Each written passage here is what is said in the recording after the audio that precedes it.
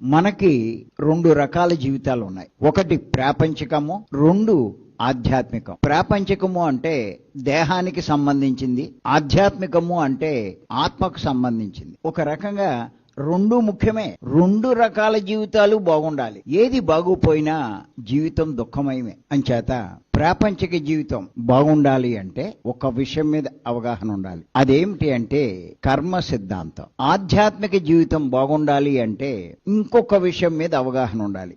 అదేమిటి అంటే మరణానంతర జీవితం మీద అవగాహన ఉండాలి. ఈ రెండిటి మీద అవగాహన లేకపోతే జీవితంలో సక్సెస్ కాలేరు. అంచేత ఈ రెండిటి మీద అవగాహన కలిగి ఉందాం, పెంచుకుందాం. కర్మ సిద్ధాంతం మీద మీకు అవగాహన ఉండాలి అంటే మూడు విషయాలు తెలుసుకోవాలి. ఒకటి, నేను ఈ సృష్టిలో ఉన్నాను. నెంబర్ 2, ఈ సృష్టిని సృష్టి చేసిన సృష్టికర్త ఉన్నాడు.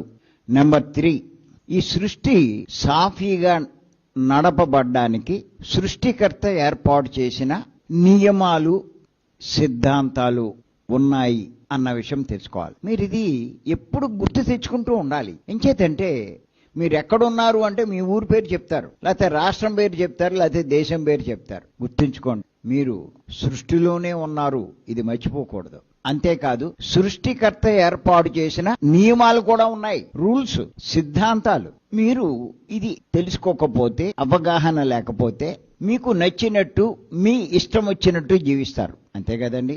ఎవరైనా అడిగితే నా ఇష్టం అంటారు అనరా. ఎందుకు చేసేవరా అంటే నాకు అది నచ్చింది అంటారు.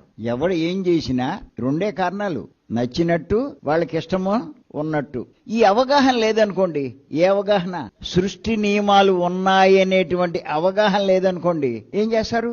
పట్టించుకోరు. పట్టించుకోకుండా సృష్టి నియమాలకు విరుద్ధంగా ప్రవర్తించారు అనుకోండి, నాకు ఇష్టమైందంటూ ఏమవుతుంది? అల్లకల్లోలం కాదు, శిక్షలు పడతాయినైనా.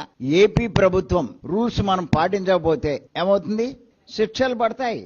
అలాగే ఆ సృష్టికర్త నియమాలు పాటించకపోతే ఏమవుతుంది? శిక్షలు పడతాయి. ఇక్కడ శిక్షలు ఓ రకంగా ఉంటాయి, అక్కడ శిక్షలు ఇంకో రకంగా ఉంటాయి. ఇక్కడ శిక్షలు ఎలా ఉంటాయంటే పెనాల్టీ వేస్తారు, లేకపోతే జైల్లో పెడతారు. అక్కడ శిక్షలు ఎలా ఉంటాయి? పెనాల్టీలు వేస్తారా, జైల్లో పెడతారా? పెనాల్టీ వెయ్యరు, కానీ జైల్లో మటుకు పెడతారు. అక్కడ శిక్షలు ఎలా ఉంటాయంటే మనకి వచ్చే కష్టాలే మనకు పడిన శిక్షలు. చాలా మంది అంటారు కదా, ఏంటో నాకు అన్ని కష్టాలే అంటే దాని అర్థం ఏంటి? అన్ని శిక్షలు పడ్డాయి. ఎన్ని కష్టాలు అంటే అన్ని శిక్షలు. దాని అర్థం ఎలా పడ్డాయి శిక్షలు? సృష్టికర్త నియమాల ప్రకారం పడినాయి. ఇక్కడ ప్రభుత్వం వేసిన శిక్షలు తప్పించుకోవచ్చు, కానీ సృష్టి నియమాల ప్రకారం పడిన శిక్షలు తప్పించుకోవడం ఎవరి తరం కాదు.